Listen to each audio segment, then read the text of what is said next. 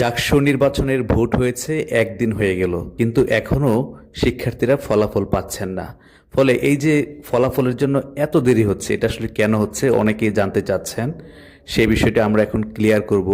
আসলে এই যে ভোটটা হয়েছে 33 বছর পরে এবং বৃহস্পতিবার ভোট হয়েছে। ভোট হওয়ার পরে নির্বাচন কমিশন যে ভোট গণনার পদ্ধতি রেখেছিল সেটি কিন্তু মেশিনের মাধ্যমে একটি আধুনিক পদ্ধতি, ঠিক আছে। কিন্তু যারা নিয়ে এই নির্বাচনের প্রতিদ্বন্দ্বিতা করছেন বা লড়াই করেছেন প্রার্থী হিসেবে, তারা সেখানে আপত্তি জানিয়েছেন।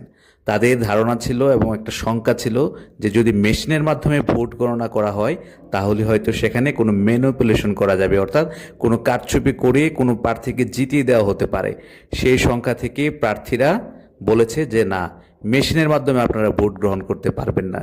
ফলে কিন্তু নির্বাচন কমিশন এবং শিক্ষকরা তারা কিন্তু বাধ্য হয়ে এখন ভোট গণার কাজ করছেন, অর্থাৎ গনে গনে, যে সনাতন আমল, যেটা পুরান আমলে যেটা আমরা দেখতাম ভোট গনে গনে ফলাফল হয়, সেই কাজটি এখন করা হচ্ছে। কিন্তু সেটা তো আর সহজ কথা নয়, কারণ এখানে ভোটার ছিলেন প্রায় 12,000, 68% ভোট পড়েছে, অর্থাৎ 8,000 মানুষ বা শিক্ষার্থী তারা কিন্তু ভোট দিয়েছেন। তো এই যে 8,000 শিক্ষার্থী ভোট দিয়েছেন, তাদের প্রতিটা ভোট কিন্তু গণতে হচ্ছে, এবং সেটা তো আর একটা পদে তারা ভোট দেয় না, তারা কিন্তু অনেক অনেক পদে অনেক প্রার্থীকে তারা ভোট দিয়েছেন।